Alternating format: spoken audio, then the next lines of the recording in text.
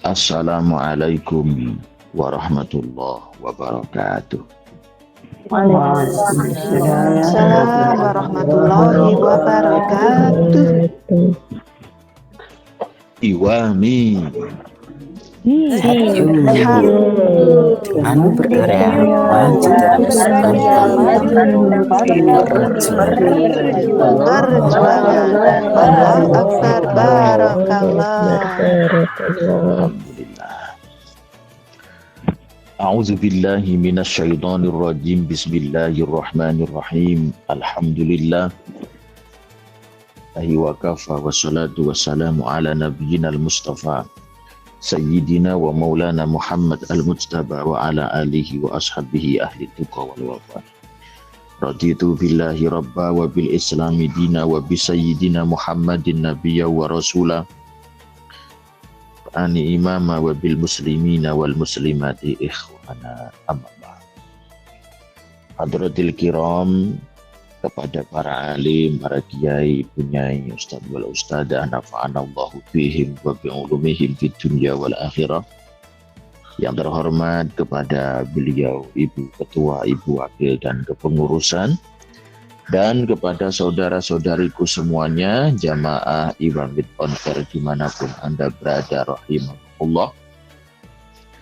Bersyukur kita kepada Allah pagi yang penuh berkah ini kita bisa berjumpa kembali dalam kajian kitab Safinatun Najah, dan pastinya kita semuanya senantiasa di bawah naungan hidayah dan barokah dari Allah Subhanahu wa Ta'ala. Namun sebelum kita kaji, mari semuanya untuk bersolawat kepada Nabi dengan mengucap Allahumma salli ala Sayyidina Muhammad wa ala ali Sayyidina Muhammad. Baik, tanpa memperpanjang pembukaan, langsung saja kita kaji. Pagi hari ini kita masuk pada pembahasan pasal berikutnya, yaitu furudul wudu'i sittatun. Bismillahirrahmanirrahim. Subhanaka la ilma lana illa ma 'allamtana innaka antal alimul hakim. Faslun ay hada faslun, ada sebuah pasal berikutnya. Furudul wudu'i sittatun, furudul wudu'i utawi piro-piro fardune wudu. Menjadi umat Islam, sebelum kita mengerti tentang ilmunya sholat, maka wajib mengerti ilmunya wudu. Sholat tidak akan sah jika tidak punya wudu. Maka mengerti ilmunya wudu ini sebuah kewajiban. Ada kaidah fikih, ma la yatimul wajib ila bihi fahuwa wajib. Sesuatu yang sebuah kewajiban tidak bisa sempurna tanpanya, maka sesuatu itu hukumnya wajib. Begitupun wudu. Perintah dalam hukum Islam, rukun Islam, itu setelah syahadat adalah sholat. Tapi sholat tidak akan sah kalau tidak punya wudu. Maka wudu hukumnya wajib seperti sholat. Furudul wudu'i sittatun, furudul wudu'i utawi fardu-fardune wudu iku sittatun ono 6. Al awalu utawi kang awal iku an-niyatu niyat. Wasani utawi kang kaping pindho iku huslul wajhi, basuh wajah. Wasalitu utawi kang nomor 3 iku huslul yadaini, basuh tangan loro ma'al mirfaqaini sartane sikut loro.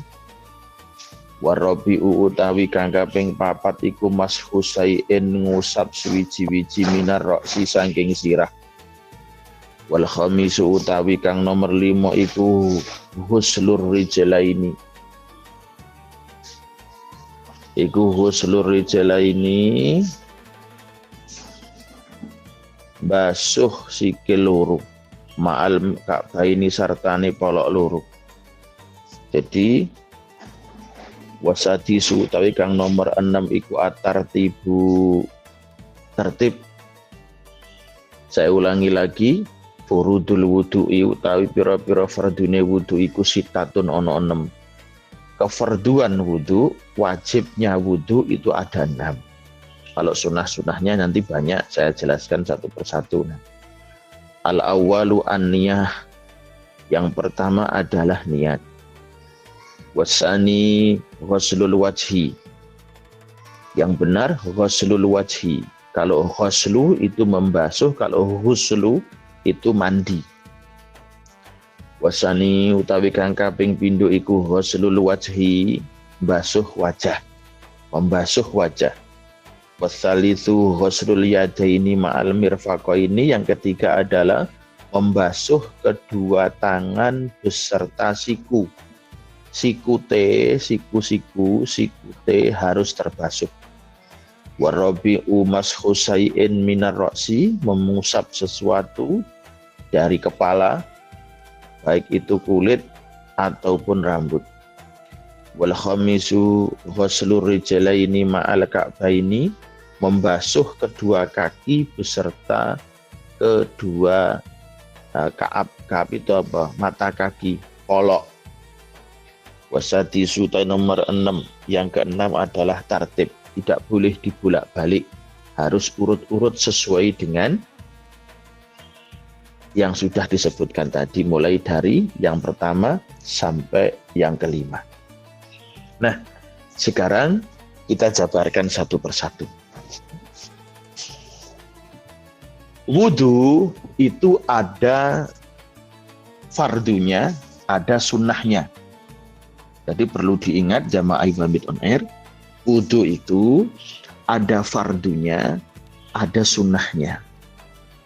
Fardunya wudu cuma 6. Diingat-ingat, fardunya wudu cuma 6. Sama dengan rukun iman, ada 6. Jadi enak anunya, apa namanya, mengingatnya itu enak. Fardunya wudu itu ada 6. Fardunya wudu ada 6 sama dengan rukun iman, ada 6. Nah, wudu itu terbagi menjadi 2, ada yang fardu, ada yang sunnah. Ada yang fardu, perbuatan dalam wudu itu ada yang fardu, ada yang sunnah. Ingat-ingat betul, jangan sampai salah. Kalau salah nanti kesempurnaan sholat kita juga akan menjadi berkurang. Yang wajib di dalam wudu itu cuma 5. 6 ditambah tartib. 1 niat. Nah. Niat. Niat itu af'alul qalbi. Itu ada di dalam hati. Niat itu ada di dalam hati. Tapi bagi orang yang di situ kadang terganggu hatinya dengan sesuatu, maka disunahkan untuk melafadzkan niat. Nawaitul wudu li raf'il hadas azhar, li raf'il hadasil azhar lillahi ta'ala. Itu melafadzkan niat itu tidak wajib, karena niat itu ada dalam hati. Duh, kapan niat ini? Niat itu bukan sebelum wudu, bukan saat kita membasuh tangan, bukan saat kita berkumur, bukan saat membuka keran, bukan. Niat ketika wudu bersamaan dengan membasuh wajah yang menjadi rukun kedua. Ingat-ingat betul ini jamaah Ibamit on Air. Kalau Anda berniat wudu bersamaan dengan membasuh telapak tangan atau bersamaan dengan berkumur, maka wudunya tidak sah. Saya ulangi lagi. Anda niat wudu bersamaan dengan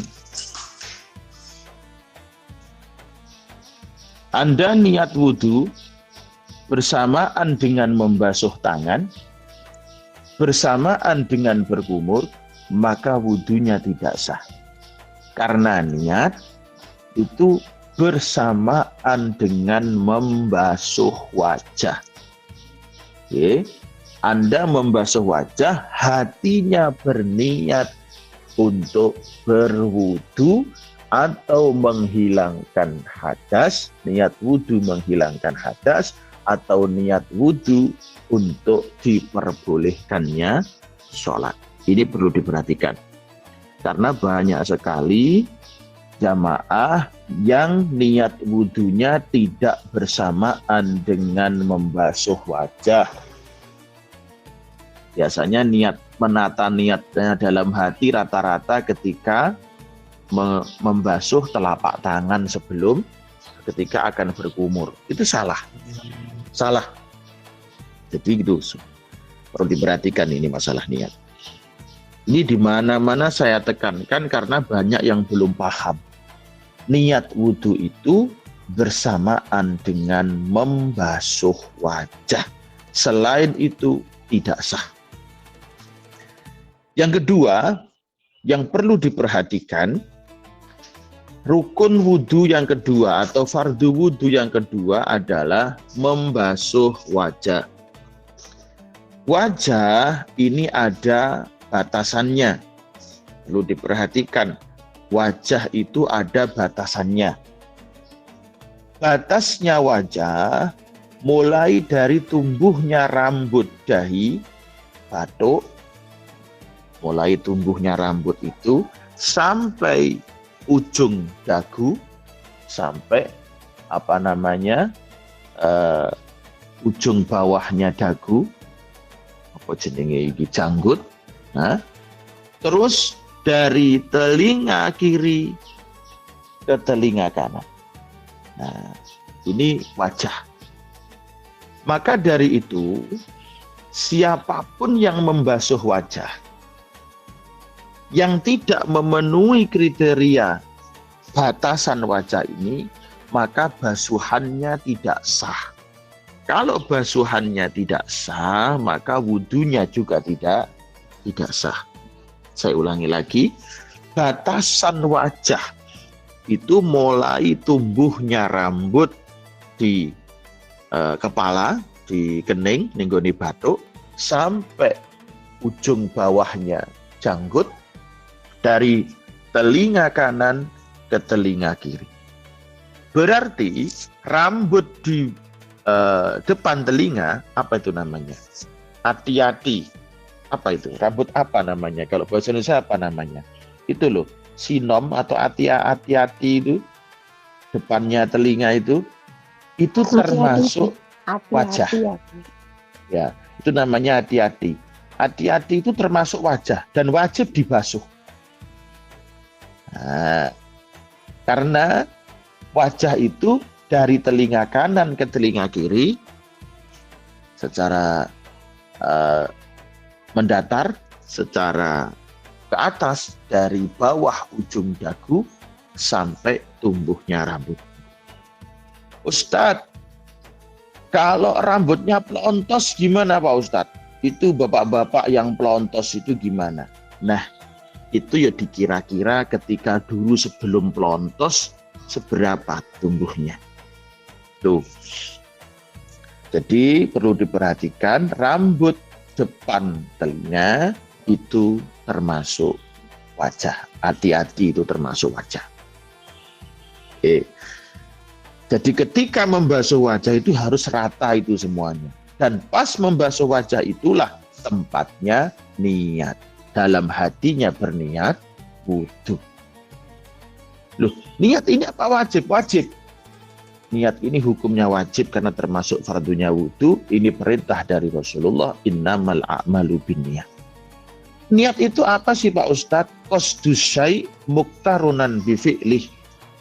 Menyengaja sesuatu bersamaan dengan melakukan sesuatu itu tadi. Orang sudah bisa dikatakan berwudu kalau sudah membasuh wajah. Mulai membasuh wajah itulah namanya wudu. Maka disitulah tempatnya niat. Gitu loh. Kalau jenengan masih mencuci tangan, jenengan masih berkumur, itu belum bisa dikatakan berwudu karena itu bukan wajibnya wudhu, itu sunnahnya. Oke, sekarang itu masalah wajah. Kemudian rukun wudhu yang ketiga adalah basuh kedua lengan tangan sampai siku. Bukan sampai ya, beserta siku. Ma'al mirfaqoini, beserta siku. Membasuh kedua lengan tangan sampai beserta siku. Nah, ini penyakitnya ibu-ibu. Penyakitnya ibu-ibu hari ini, kalau beli baju biasanya lengannya terlalu ketat sehingga ketika berwudu tidak bisa dijinjingkan sampai ke atas siku sehingga membasuh lengannya tidak sampai siku. Sikunya tidak terbasuh, maka wudhu yang seperti itu tidak sah salah satu rukunnya. Kalau tidak sah salah satu rukunnya, wudhunya tidak sah. Kalau wudhunya tidak sah, sholatnya bertahun-tahun tidak sah. Kalau terus seperti itu. Nah, ini saya ingatkan betul-betul ini. Karena saya sering banget melihat ibu-ibu yang wudhunya cuma membasuh telapak tangan dan lengannya cuma separuh. Kenapa? Karena terhalang dengan lengan bajunya yang terlalu ketat. Kenapa sih ibu-ibu selalu seperti itu penyakitnya itu? Saya yakin ibu-ibu yang seperti itu ngaji masalah wudhunya belum khatam. Ya mungkin dia ahli jamaah, mungkin ahli majelis, tapi belum tentu yang ahli zikir, ahli baca Quran, ahli majelis mengerti ilmu fikih tentang wudhu seperti ini. Banyak sekali di luaran sana yang pintar baca Quran, bahkan hafal ini itu, tapi masalah fikih sekecil ini belum paham, itu banyak banget. Ini diperhatikan beneran. Kemudian rukun wudhu yang keempat adalah mengusap sebagian kepala. Mengusap sebagian kepala bukan membasuh. Bedakan antara membasuh dan mengusap. Nah, kalau mengusap itu airnya tidak mengalir, cuman butuh ada air yang nempel. Kalau membasuh itu syaratnya harus mengalir airnya.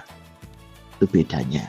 Jadi kalau mengusap itu cuman cukup 2 jari dibasahi terus diusapkan ke kepala, sebagian kepala, atau rambut, atau kulit kepala. Boleh-boleh saja. Kalau orangnya pelontos, maka sebagian kulit kepalanya sudah cukup untuk diusap dengan air.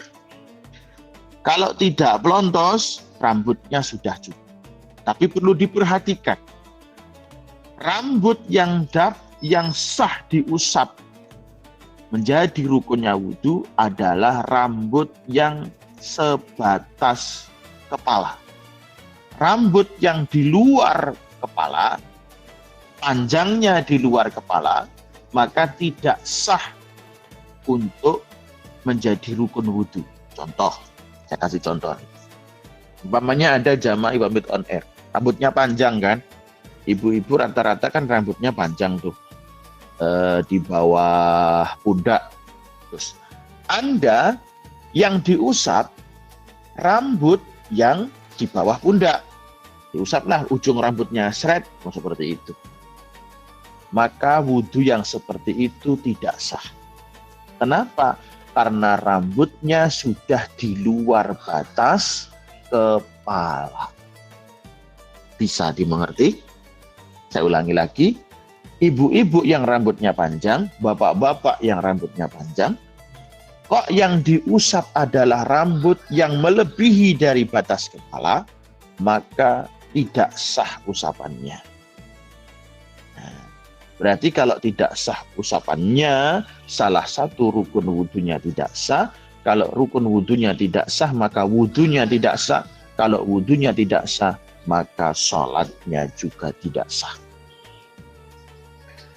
Kemudian rukun wudhu yang kelima adalah membasuh kedua kaki sampai beserta mata kaki. Jadi mata kakinya harus terbasuh. Nah, hati-hati jangan sampai salah pengertian. Yang dibasuh adalah telapak kaki sampai mata kaki. Bukan sampai lutut, duduk sampai dengkul, bukan. Makanya kalau berwudu menyincingkan pakaiannya jangan tinggi-tinggi, karena yang dibasuh hanya telapak kaki sampai beserta mata kaki ke atas sedikit lah. Di bawahnya kentol agak bawah. Tidak usah tinggi-tinggi. Itu. Dan yang keenam adalah urut-urut, tidak boleh dibolak-balik. Tidak boleh wudu kaki dulu, setelah itu wajah, setelah itu kepala, kemudian tangan. Tidak boleh seperti itu, tidak sah. Nah, itu wajib-wajibnya wudu atau fardu-fardunya wudu yang harus diperhatikan. Karena di awal sudah saya jelaskan, wudu itu terbagi menjadi dua, ada perbuatan yang wajib, ada perbuatan yang sunnah. Gitu loh. Sebelum saya jelaskan yang sunnah-sunnah, sekarang saya jelaskan yang berhubungan dengan yang wajib dulu. Ustadz, ya ada apa? Kalau orang lengannya diamputasi gimana Pak Ustadz? Atau kakinya diamputasi gimana Pak Ustadz? Kalau diamputasinya melebihi siku sampai pundak umpamanya, maka dia tidak ada kewajiban untuk membasuh lengannya. Sama dengan kaki. Kalau diamputasinya melebihi mata kaki, maka dia tidak kewajiban untuk membasuh telapak kaki dengan mata kaki. Tapi sunnah membasuh ujung dari anggota tangan dan kaki yang diamputasi tadi. Sunnah saja. Apanya yang mau dibasuh? Wong dia tidak ada lengan. Apanya yang mau dibasuh? Dia tidak punya telapak kaki. Tuh. Nah, sekarang saya jelaskan sunnah-sunnahnya wudu. Nah, perlu diperhatikan. Ini ibu-ibu jamaah imamit, jangan sampai kita tidak mengerti mana yang wajib, mana yang sunnah. Kalau nanti tidak mengerti mana yang wajib, mana yang sunnah, maka nanti bisa tercampur-campur sehingga tidak sempurna wudunya. Satu, sunnahnya wudu yang pertama adalah membasuh kedua telapak tangan dengan membaca ta'awud dan bismillah. Membaca ta'awud dan basmalah. Jadi sambil membasuh kedua telapak tangan, sambil membaca a'udzubillahi minasyaitonirrajim, bismillahirrahmanirrahim. Ini sebelum wudu ini. Sebelum wudu. Itu sunnah hukumnya. Nah, kemudian ada sunnah lagi sambil membaca doa sebelum wudu. Ada itu doa sebelum wudu. Doa minta minimal a'udzubillahi minasyaitonirrajim, itu minimal. Atau doa sebelum wudu Allahumma ja'al ma'a tahura wa islama nura. Seperti itu boleh. Atau ada doa lagi sunnahnya, doa dari perlindungan dari setan. Seperti itu. A'udzubillahi minasyaitonirrajim atau Rabbi min hamazati sayatin wa a'udzubika rabbi ayahdurun. a'udzubika min hamazati sayatin wa a'udzubika rabbi ayahdurun. Jadi rabbi inni a'udzubika min hamazati sayatin wa a'udzubika rabbi ayahdurun itu juga sunnah. Kalau sunnahnya wudhu ini dilakukan semuanya banyak sekali.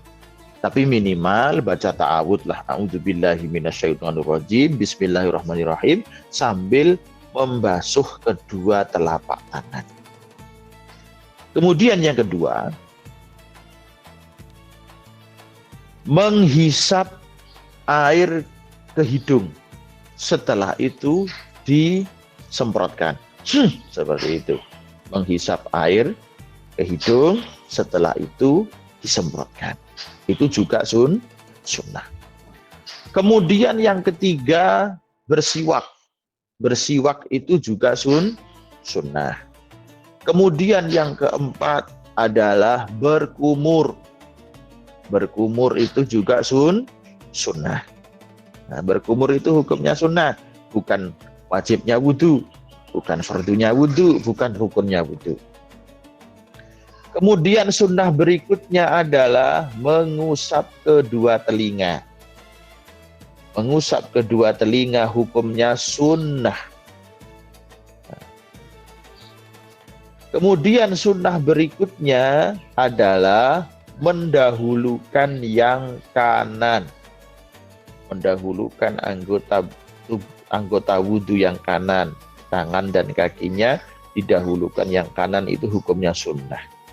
Sunnah berikutnya adalah mengulangi basuhan atau usapan 3 kali. Mengulanginya 3 kali. Lebih dari 3 kali makruh, karena berlebihan. Kemudian sunnah berikutnya menambah batasan basuhan. Kalau lengan di atas siku dikit. Kalau kaki di atas mata kaki dikit. Itu ditambah, hukumnya juga sunnah. Kemudian sunnah berikutnya adalah berdoa, berzikir setelah selesai wudhu. Berzikir setelah selesai wudhu, minimal membaca syahadat asyhadu alla ilaha illallah wahdahu la syarikalah wa asyhadu anna muhammadan abduhu wa rasuluh, minimal. Ataupun ditambah dengan bacaan Allahumma ja'alni minat tawabina wa ja'alni minal mutatahhirin wa ja'alni min ibadi khas-sholihin.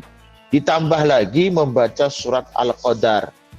A'udzubillahi minasyaitonirrajim, bismillahirrahmanirrahim, inna anzalnahu fi lailatul qadar, dan seterusnya. Banyak sekali sunnah-sunnahnya wudhu itu. Nah, tapi yang terpenting semua itu harus mengerti mana yang wajib, mana yang sunnah. Saya ulangi lagi, harus bisa membedakan mana yang wajib, mana yang sunnah. Oke, sekarang kita simpulkan. Fardunya wudhu ada 6. Yang pertama, niat bersamaan dengan membasuh muka. Ingat-ingat, niatnya bersamaan dengan membasuh muka. Rukun yang kedua, fardu yang kedua, membasuh muka. Yang ketiga, apa? Membasuh kedua lengan bersamaan, bukan bersamaan, bersama dengan siku. Terus mengusap sebagian kepala, sesuatu dari kepala, boleh rambut, boleh kulit. Yang kelima, membasuh kedua kaki bersama dengan mata kaki. Dan yang keenam, tertib. Selain itu sunnah, mulai dari membasuh kedua tangan, kedua telapak tangan, sunnah membaca basmalah, sunnah membaca ta'awudz, sunnah membaca doa sebelum wudhu, sunnah berkumur, sunnah menghisap air, sunnah menyemprotkannya, sunnah bersiwak, sunnah terus mengusap kedua telinga, sunnah mendahulukan yang kanan, sunnah mengulangi 3 kali basuhan dan usapan itu sunnah. Terus mengucap syahadat setelah wudhu sunnah, berdoa setelah wudhu sunnah, terus membaca surat Al-Qadar setelah wudhu sunnah. Nah, memeratakan usapan satu kepala juga hukumnya sunnah. Maka jamaah Ibn harus pintar benar, harus paham benar tentang wudhu ini. Kalau wudhunya kita sempurna, insya Allah nanti sholatnya akan sempurna. Karena minimal syarat sahnya sholat itu harus suci dari hadas, salah satunya dengan cara berwudu. Nah, jamaah Iwamid, saudara-saudariku tercinta dimanapun Anda berada, pagi hari ini kita membahas tentang sesuatu yang berhubungan dengan itu. Mungkin itu saja yang bisa saya sampaikan bagi hari ini dari kajian kitab Safinatun Najah. Semoga sedikit ilmu tentang wudhu ini bisa bermanfaat untuk kita semuanya dan orang-orang tercinta kita. Sampai jumpa di lain waktu. Mohon maaf atas segala kekurangan. Usikum wa nafsi bitaqwallah subhanakallahumma wa bihamdika asyhadu an la ilaha illa anta astaghfiruka wa atubu ilaik. Wassalamualaikum warahmatullahi wabarakatuh. Waalaikumsalam warahmatullahi wabarakatuh.